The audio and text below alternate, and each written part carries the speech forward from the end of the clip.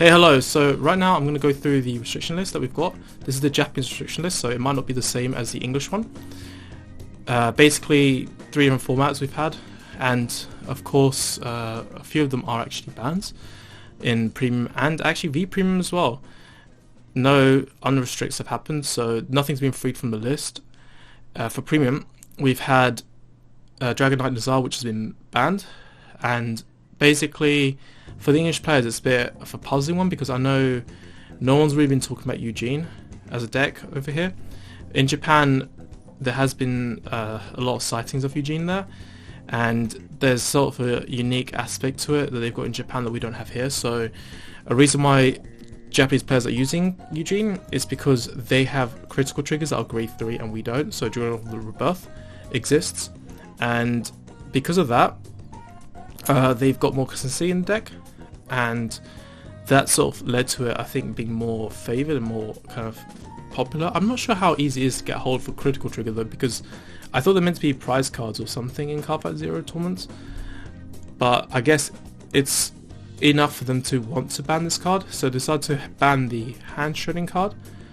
And this is sort of the main boss card of the deck, I guess, because you're really using Eugene as an engine, so you can use the support cards at Soul Charge and things, and you get those grade 3s into your soul. And this is sort of a consequence, I guess, of the nation system, because when they started D series, there's been sort of a confession in a way where they've said that they don't know what they're doing with Premium. So they're basically making these nation cards without knowledge of the Premium format. I think this just applies to the design team at the time. Maybe they've just lost too much of their staff that understood the older cards. I'm not really entirely sure, but what it's led to is obviously decks like this happening, which might not have been intended. But then again, you can't really prevent something in the first place if you don't understand your card pool from 10 years back, or the whole 10 years. Obviously this is a more recent card because this is actually Lane V, this came out. This is in Silver Dust Blaze. And it's just kind of one of those things where if you design cards for Premium format that can mix with other clans, and you don't know what the cards do in those clans, you don't have a knowledge base for it, then this is kind of one of the consequences of it, and maybe we'll see more because we have seen some already. So yeah, there is that. So this is it, and that's the ban. But obviously I know there's a few things that people might be prioritizing in their heads, which is the Nightmare Dolls and Mega Colony, which I'm not really going to go into what I think about that. I don't really think they're...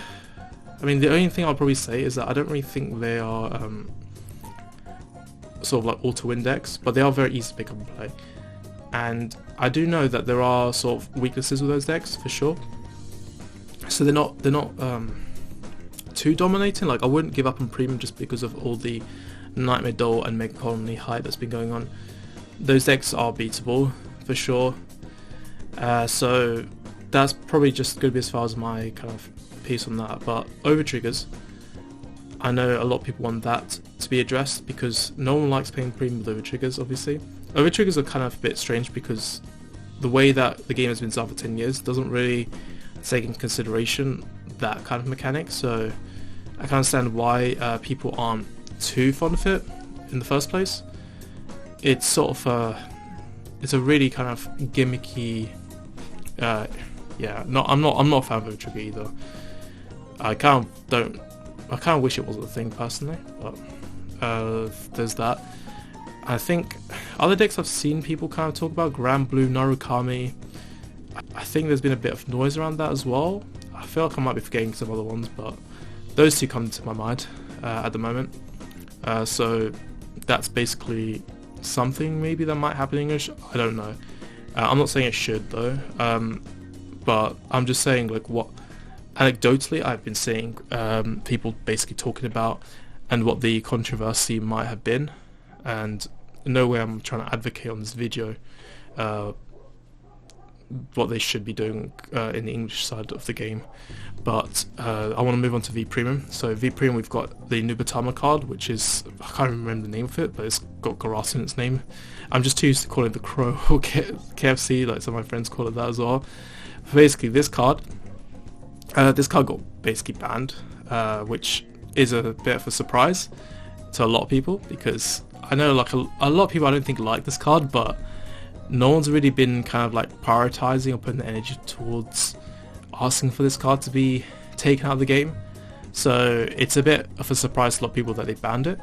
But Nubatama, they've had this card since the beginning of the series, and this thing can hand rip, so it's quite similar to the premium card. So what it does feel like, I'm not sure if there's been any results around Nubatama that's kind of added to this, or I don't know if it's just trendy to play hand ripping decks, but suppose this is not the case with Nubatama, then the kind of message I'm getting here is that they decided, whoever it is that's now working in Bushiroad, right, and that has the decision making power, has suddenly decided to contradict design philosophies that they had a little recently and said, okay, nope, we're not having hand strength, I don't like these cards, get rid of them. So maybe that's a thing, I don't really know, but that is something we probably will see whenever there's a sort of different design teams, that they might veto and negate the point of cards we've had in the past because they just decide no, not anymore. So I guess nobody's safe in this game. And then going on to the controversy around V and the divided opinions. So what we've had with restrictions is, I remember Prisms, like obviously that's a deck that's everyone's saying has been heavily played for quite a while. I don't really personally, it doesn't really take away from my personal enjoyment of V format, the whole Prism thing, but obviously there's this idea that people believe that something should be done about it in some form or another. I don't know if there's much agreement, but one thing I have seen that's been talked about is Vert and Rosa being touched, which would be it kind of suck, to be honest, because Vert and Rosa are the kind of main cards of the deck, so the kind of theme would be ruined if they got hit, so that would be a real shame. I think maybe because we know that Bermuda has too much high card quality and it just seems ridiculous to keep on hitting Bermuda cards constantly, I almost kind of feel like maybe power creep in the game is probably the way to go. Just do enough power creep, just a little bit, so that basically Prism isn't too overplayed, and I think we might be okay with representation. But I don't know if it's applying to Japan. I know in English the Prism or the Bermuda restrictions that we had were more unique to the English game, so they didn't apply that to Japan. They focused on melody over there, so they end up hitting their grade 1 that such as melody cards. So there's that. But then the other thing is that Gold Paladins is also another thing that's been talked about, because they have Holy Shine Dragon coming out, and to be honest, it would just be kind of really lame if they start hitting gold over Holy Shine Dragon, because it just comes across as not knowing what the hell you're doing with your card design. If you're aware of these things potentially, and these things have kind of just been up there in the open, and you decided after hitting Percival that suddenly you don't want to have Holy Shine around after you just made that as a follow-up to Percival's hit, so it's just a really bad look, and it'd be kind of embarrassing. So I don't think they're going to do anything with golds, even by the time, well, the next restriction list. It just seems kind of silly. It just, yeah, I don't think it's in their best interest, so it might not happen, but we'll see. And obviously, I think other than that, Gold has been complained about a bit recently because of, I think maybe it's the Go-Go version of the deck, because of the multi-attacking, and it's quite fast, and every counter blast is almost like one step close to death. Unless you get sufficient damage triggers, then that's fine. It's a bit like Nightmare Doors, I guess. It's similar to fighting against Nightmare Doors in Premium. But yeah, Go-Go can kind of go off really hard as well. So there has been a bit of controversy around that as well. And I think there's been talk about Shroud Paladins as well, but I'm not really too sure exactly what it is that people complain about. It might be, oh no, it's the new Clan Collection card, so I think people are concerned about the new Grade 3 Idona as an engine, and I think because it's supposed to make stuff more consistent, so that's kind of a thing that's been going on. Other than that, that's pretty much it for V. So maybe something will happen, I don't know. But Idona's not even out yet, so I don't think they're going to restrict anything there. So next, for a more predictable restriction, we have the D series one, which is Magnolia, Elder, and Inlet Pulse Dragon.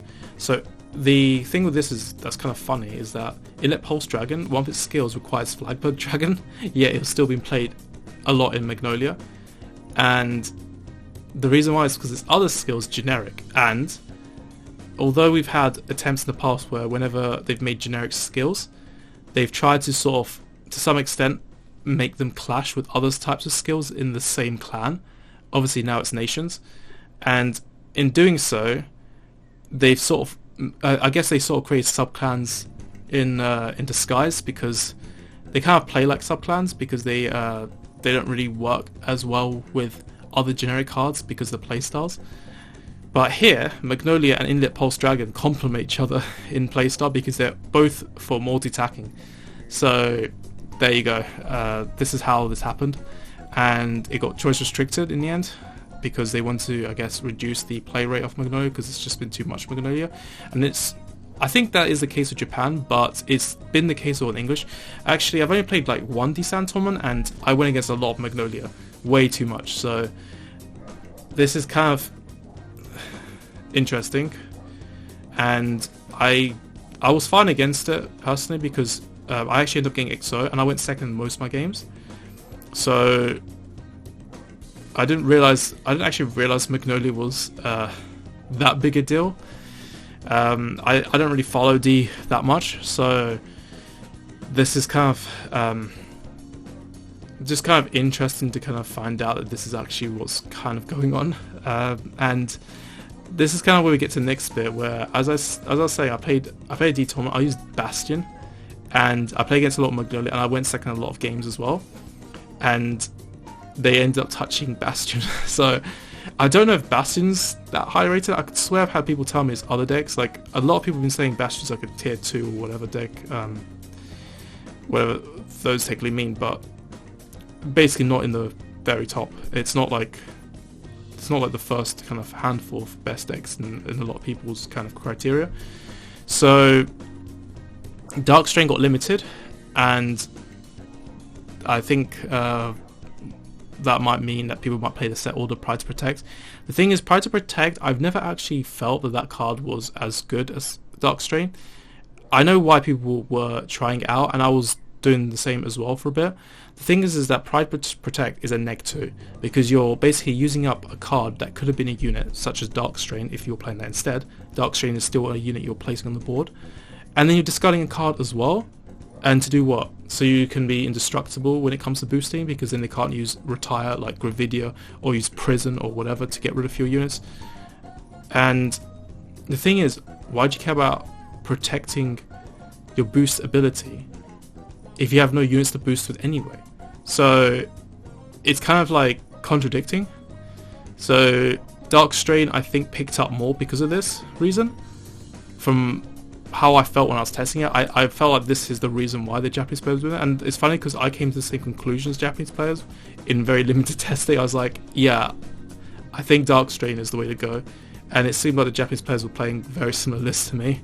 So I think I see eye to eye with why they went with that decision. But it's kind of interesting to see that this got hit. And as I was saying, like, I did XO and I did beat a lot of Magnolia decks as well while going second.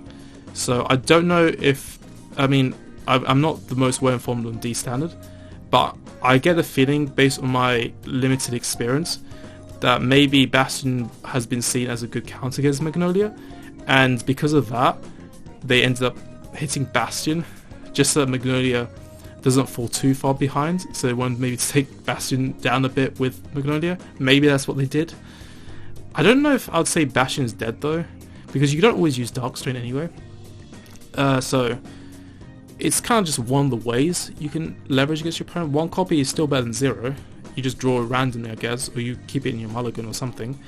And you do kind of filter quite a good amount of your deck as well if you can play a bit of a lengthier game as well. So there is that too. So I think it's okay. You could probably just play the Pride to Protect.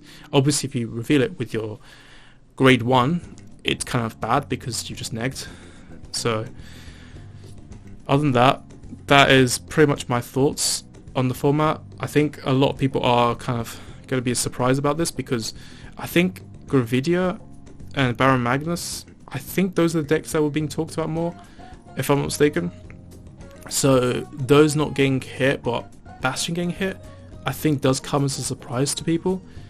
I don't think Bastion is as popular in the West as it is in Japan. I could be mistaken, but that's my impression I've had. So that's pretty much it for my thoughts and what I think the reasonings might be on these different restrictions. I've tried to just go about this objectively. It's very easy to kind of just go in with subjective views on this stuff, and then it just turns into like long hours of ranting, and I know a lot of people feel like they want to rant about this because it's all contentious stuff at the end of the day. This whole talk about restrictions is always going to be contentious, so there's always going to be different angles to look at something in this topic. So that's pretty much it for this video, and I'll see you guys there. Goodbye.